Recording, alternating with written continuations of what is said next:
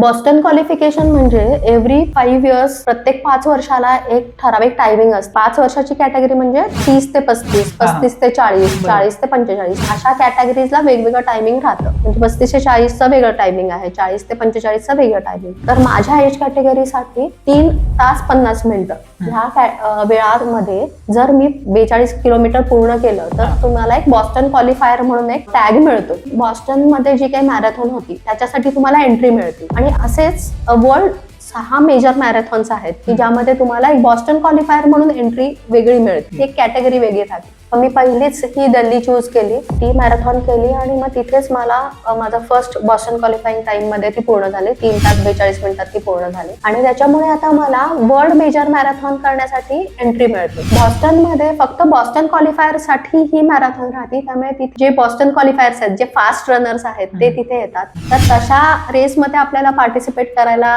मिळणं ही माझं ड्रीम होतं, तर ते अचीव्ह झालेलं आहे.